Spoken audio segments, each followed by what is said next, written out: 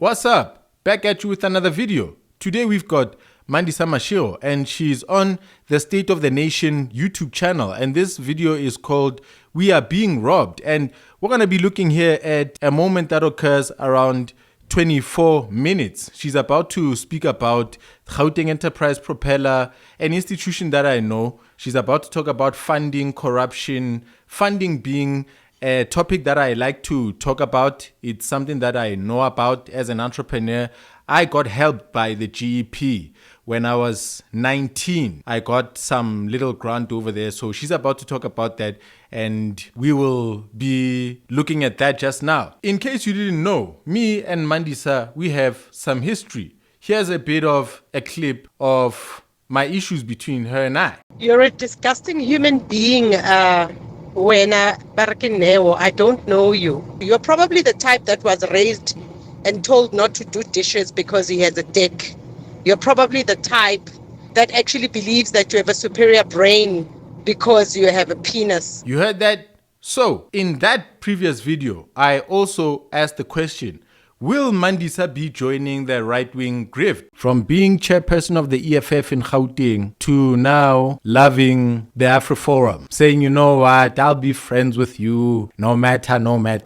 What is happening? What kind of money? How big an envelope is necessary to buy your soul? The Bible asks the question, what will it benefit a man to gain the whole world but lose and forfeit his soul? So we will see the rebranding of Mandis. I can smell what. I know it's coming, and it'll be announced soon. And we'll be right here welcoming her to the great grift. She's been speaking praises to AfriForum. She's been speaking down black people and black politicians, and not so much anymore the land thieves and the colonizers that she used to speak about most back when she was in the EFF. Welcome back. I'm still with my guest, Jack Bloom, from the DA, or should I say from the right-wing racist DA.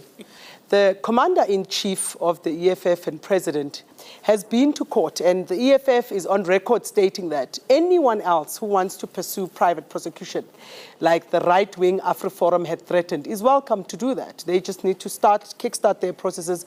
The EFF is ready to meet them in court any day. So I was listening to this change. I mean, it's welcome. She is free to change her mind. She's free to grow up and change her opinion, but we just want to be here noting it as it happens. So having now wondered if she's going to be joining the grift, and if she will now be associating very nicely, cozily with the neoliberals over there, I came to watch this video with, of course, some bad faith. I'm looking to trap her. I'm looking to find her problematic. You understand? So I actually didn't find much. She was very well behaved. She was very well behaved, actually, and I ended up enjoying this episode very much. So you're not going to be finding much controversy in this clip that we're going to be watching. She's going to talk about the GP a little bit, and then her and the host, I don't know his name, they're going to have a bit of a back and forth about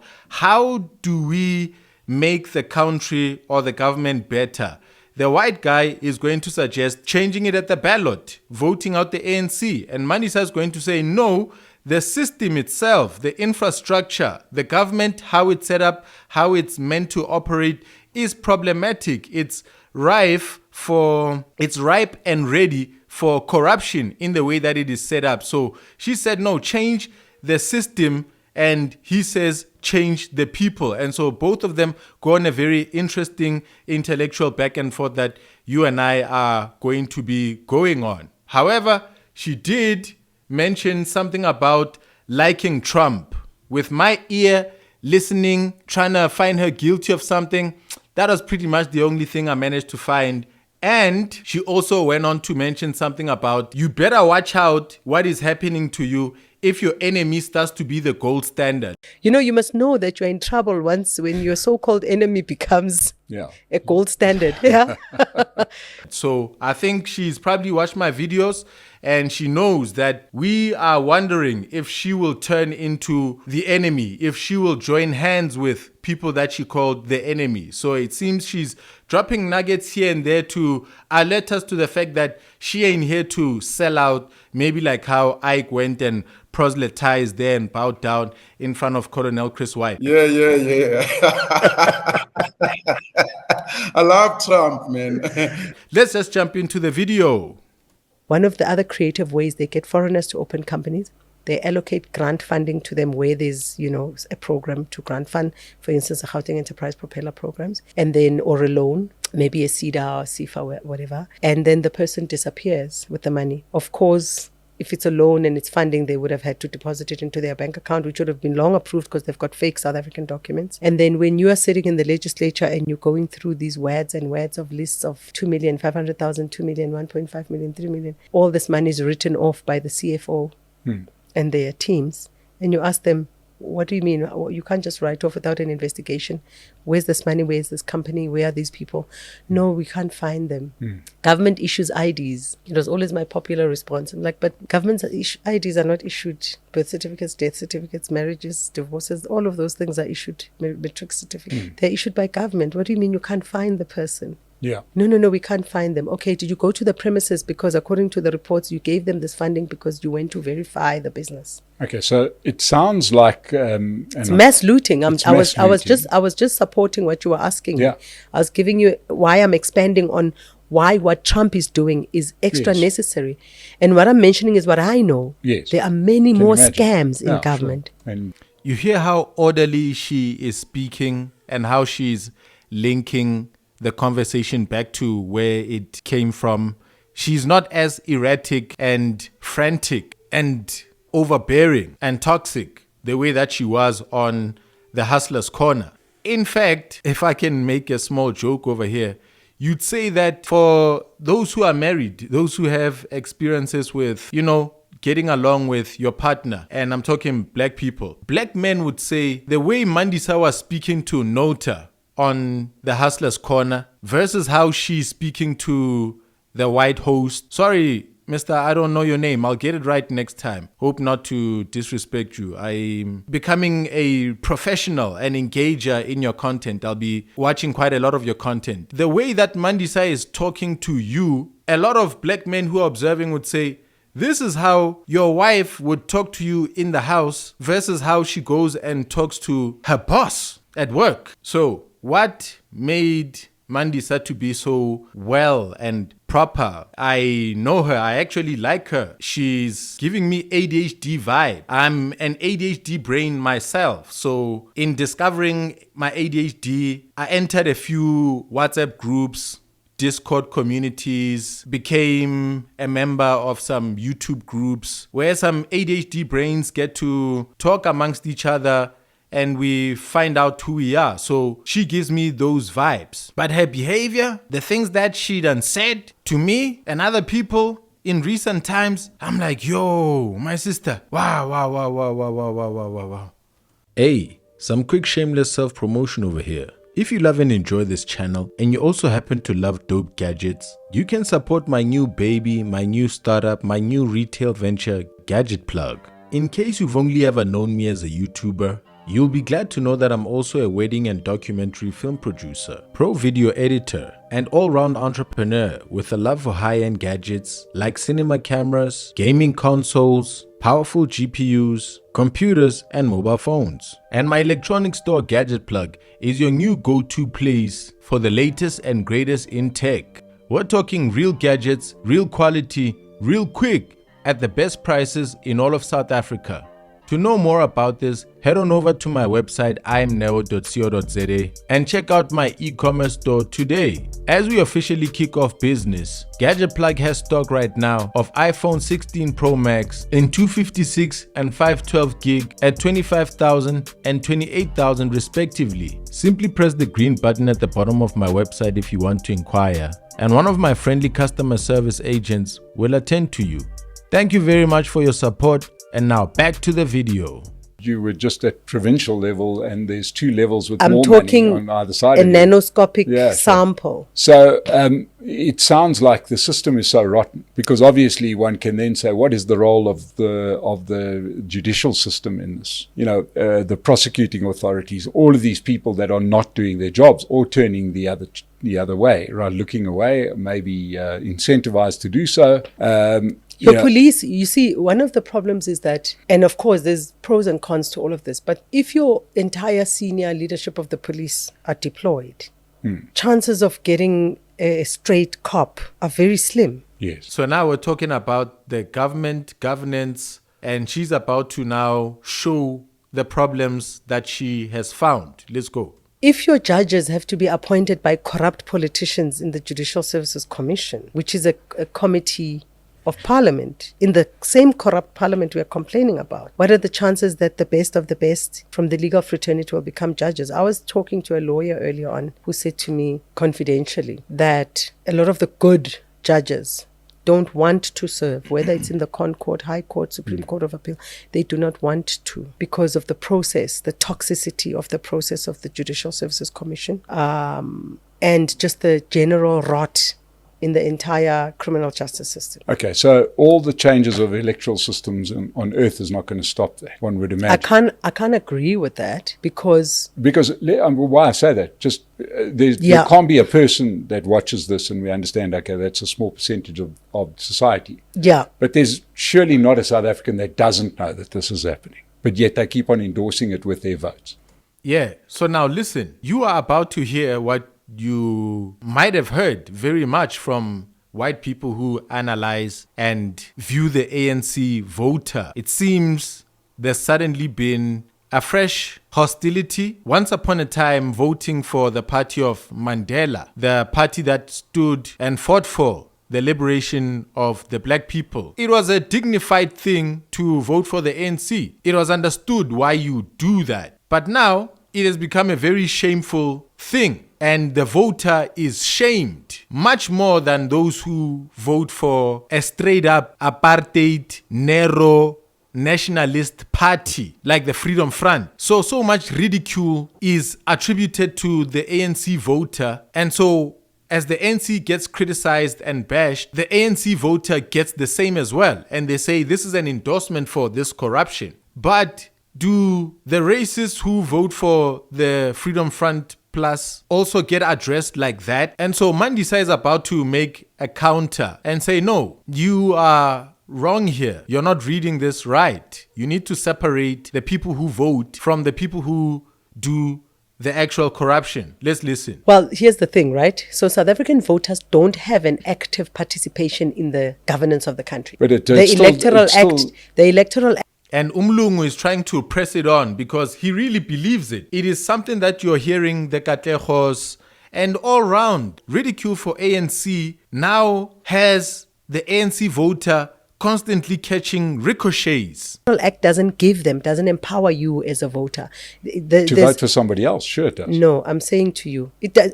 So changing the person or changing the party is also not the solution. So Mlungu says, change these people, change the ANC, vote for people who are better, people who are more moral, people who are not corrupt. He's saying there's no corruption in the direction of the DA. Do any of y'all know some DA corruption? Let me know if you know some in the comments. Is he being disingenuous? Does he know it? Now listen to Mandisa's counter, because she's going to say, no, that doesn't solve anything.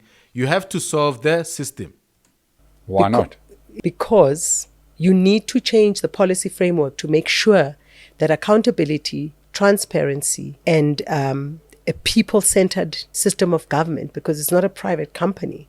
It's government that all of us subscribe to and owe our allegiance to. A people-centered government. What does that mean? Where in the world is there such an example? What do you call that? What is the formal name? You are schooled, Mandisa. Are you talking about communism? Right? Needs to have a system established to run it objectively. It must not depend on whether today you have a good guy who just, from the bottom of his heart and does the right in thing. good conscience, and because this person is well raised and well groomed. They understand that corruption is wrong. They are not going to collude together, whether across party lines or whatever, and agree that we're going to support this budget vote because you just gave me 50,000 rand, because that's what's happening now. They give each other money and they vote with things they don't even understand. Let's not even talk about the fact that a lot of the Electoral Act doesn't have criteria. It doesn't say for you to stand as an MP or you must be able to do X, Y, Z in terms of competence. There are people who sit there with stacks and stacks of reports and cannot interrogate them, let alone read them to be able to interrogate them, let alone read them to understand them and then interrogate them. So I'm saying to you, hold up. You hear that? She's saying people are so incompetent that they can't even read a stack of documents. They ain't got it. They're lazy. And he says these people have high positions and they are important and whatever. You know, I hear that quite a lot. And that actually gives me some confidence in myself. There is an illusion that one can fall under. You can look up to morons. You can think that as long as they are elected and they are in high positions, these are actually the smartest people in society. Now, realizing that the whole leader of the Democratic Alliance has a matric, the Minister of Agriculture is a matriculant, having done a video about him and seen how DA voters, white people, have come in to defend him, to say at least he may not have qualifications and qualifications don't actually matter. It's your experience, it's your work, it's your character. I started realizing, oh, heck, man, I have a whole lot of character then, man. I have a whole lot of experience in what I've drilled down and done. Then I am, if I'm weighing myself according to these international John Steenhuisen standards, I myself am a matriculant. I have at least a year where I studied and I dropped out. I think he did too. So me and John Steenhuisen, the same intellectual level. I'm smart. But let me get off John Steenhuisen. There are these people who cannot read, on the other hand, any document. I am somebody in my own little enterprise over here, actually produce documents.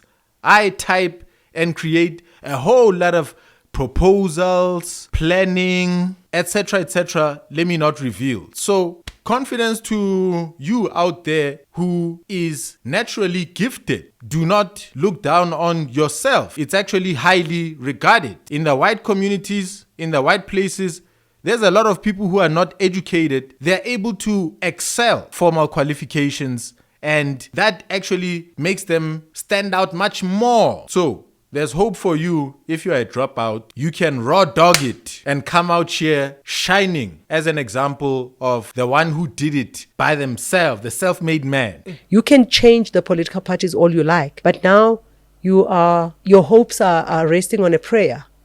That Mike is a great guy. And he won't be. He's very trustworthy. We happen to know his track record wherever he worked or wherever he ran a business or wherever he served on a board, that he's going to do the right thing. He's not corruptible. That's not professional. So that doesn't give guarantees. Yeah, sure. So Mandisa, would you say that is that what informs the vitriol, for example, of race in South Africa, because there's a diversionary tactic? In other words, you kind of say, well, all this money's disappeared. Yes, but what about apartheid? So Mlungu there is asking, and he's hiding his question a little bit. He's basically saying, Mandisa, come on. This sounds like the same old excuse in favor of the ANC. You are saying instead of removing them, let's change the system, because the system is one that is problematic because it was inherited from a corrupt apartheid. So the people on the streets who don't know anything about systems, like you, Mandisa, also have the same psychology. Instead of voting out the ANC, they're saying apartheid. You are saying, no, it's the system. And Mlungu is saying, none of you are trying to say it's the ANC. And let's listen to Mandisa. Because then that just sends people down the other road, isn't it? And perfect. I mean, that's exactly what it is. If you're not going to set standards, if you're not going to establish a framework that is written down in policy and accepted and interrogated and fixed and fine-tuned to apply to everyone, there's no merit. Therefore, whether I'm arguing for and or against a certain race group, it doesn't matter. It leaves the situation open and vulnerable to that kind of manipulation. So she's saying, whether they are black or whether they are white. She knows that they are having a conversation here about race. She knows that he's proposing, let's put the corrupt blacks out and let's put the white angels in. And she's saying, nah, man, we cannot look at a person and say, you look non-corrupt. You look like you won't steal. He's saying, let's have a system that has no eyes for black or white. It is not corruptible by both because white people are corrupt too. Right? And so then it's not a system that, and there's no country that should be run the way we are running this country. There's no country, for instance, on the tax issue. We can't have literally a government that literally wakes up and decides we're going to increase taxes or we are not going to correct the issue of the tax bracket and therefore ignore, inflation and all other things that impact your expenditure. Sure. And we're not going to be, we cannot rely on the goodness of politicians. Sure. We need a system that is a lot more sophisticated. There's no perfect government. That's a fact. But ours is too far from even being okay, let alone good. It has no guardrails. There are no guardrails. Right now, you are relying on a particular political party. She's saying that the system is corruptible, it is open, it is inviting. There can be one that is tougher, one that does not give incentive to being a politician. So, a system that invites people who will be servants, who will be earning their money, their salary, and separated by a firewall from where the money is, or one that is making the money harder to disappear, one where politicians will have to work extra hard to make some money because this one is currently easy and the system itself invites new corrupt politicians. There's a new one being born right now who is not corrupt. They're still a baby, but they will join the ANC or the DA or any other party, and then they will arrive at the steering wheel of government and the running of institutions, municipalities, etc. And they will come across money that is suspiciously lying around, looking vulnerable for no reason, and they're going to be tempted and they're going to take it, whoever it is, white or black. That's what she's saying. There's no perfect government. That's a fact. But ours is too far from even being okay, let alone good. It has no guardrails. There are no guardrails. Right now, you are relying on a particular political party that has some sort of moral standard and some sort of integrity within its own, constitution, and that they will, out of their own free will, decide to act against the malfeasance, the stealing, and the outright corruption, right? He's saying we're relying on people's self-morality. We're relying on people's morals right now. We are hoping that they will not take money that is easily sitting around on the table due to systems that allow it to be so. But if they don't want to, what are you going to do? Even as a member of a political party, you have no authority. The Electoral Act only recognizes the officials, the top 5 or top 6 of the national structure of the political party, or even in the instance of a municipality, the political party to the exclusion of an individual who would have contested as an individual outside of a political party or with an association as an independent or some other entity that's not a political party. They will only recognize the authority of the top leadership of that organization to deal with whatever matters they need to deal with in relation to the conduct of that particular public representative. The speaker of the house or whatever, of the council or whatever, normally has the powers, in inverted commas, to do something about, through the ethics committees and others. But there are also other sort of powers that are given to a speaker, like in a municipality or a metro, to be able to discipline a public representative if citizens bring a legitimate complaint and it's investigated and it's found to be true. But in the political framework that we exist in, that's never ever actually been done, and it can't really be effected properly because then party politics comes into play and they abuse that right whichever direction, or there's collusion again. Like I said, in our municipalities, the councils have a lot of authority over how the departments even operate.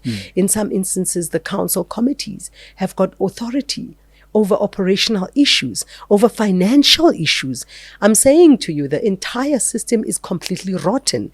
Whether or not you have a GNU or a coalition arrangement, it actually has the potential to worsen the situation unless, as you've said, you have people who in their own individual. So the system is even vulnerable to a GNU. So if you've imagined that the GNU, since it came in, the antivirus was installed and the roaches got flushed out, she's saying ain't a damn thing changed.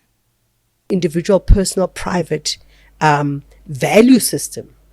Uphold certain values. It's up to their own, interpretation and decision, and out of sheer goodness of their heart. You can't run a country like that. Out of their righteousness, out of their holiness. A country needs to have laws, and it needs to have laws that are, and policies and regulations that are actually implemented, enforced, and have some civilian oversight. You can hear Mlungu wants to come in, right? He still wants to press his point. Vote people out. Listen.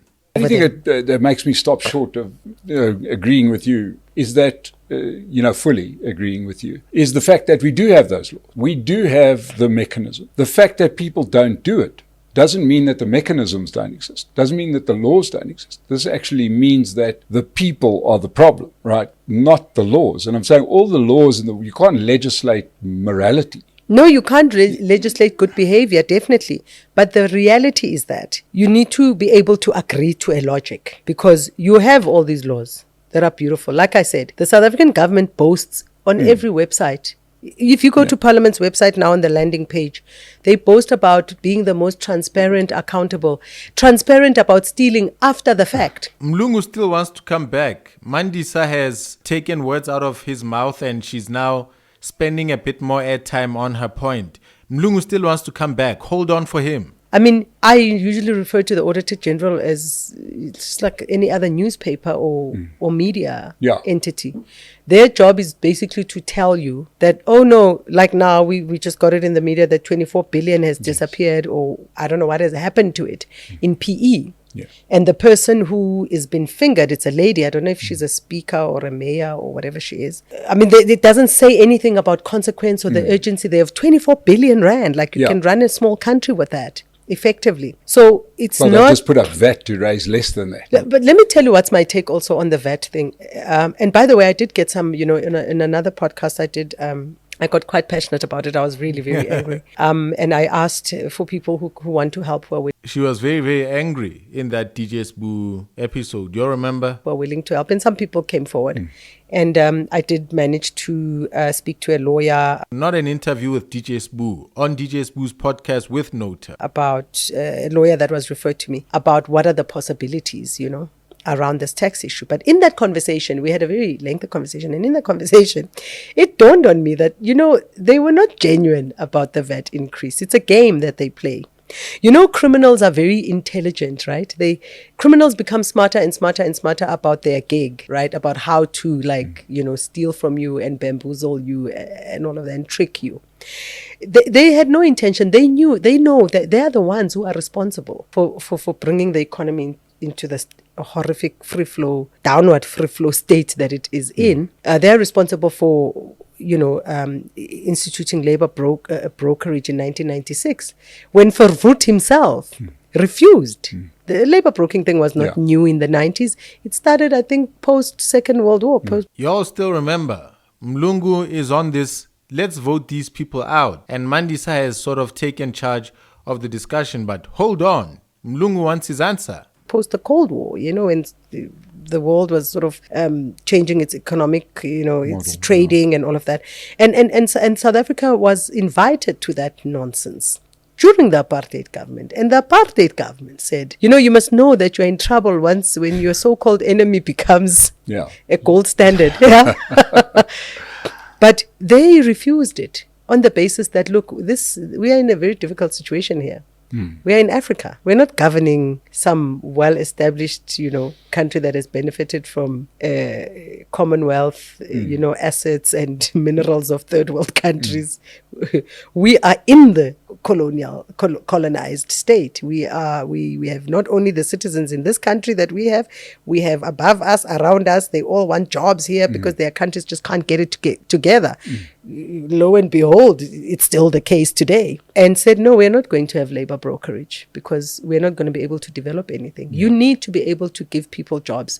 Young people who are in high school, we could get jobs when we were in high school. Every holiday we all had to work, and it was very common to actually all of us. I think whether you were white or black, of course. I mean, there's certain jobs that you could do if you were black and so on. But we all got jobs in the formal economy. We could go to a grocery store and be a cashier during holidays because the companies were actually, I think they were incentivized by the Department of Labor, whoever, to contribute towards skills development from an early age. And when you're young, you don't have big responsibilities. So you can take whatever, as long as you've got transport to get onto the taxi, go to work and carry your lunch tin and save a little bit to buy yourself school shoes or contribute towards your boarding fees, in my case, etc. But who collapsed this country? It's the same people that we are expecting to fix it.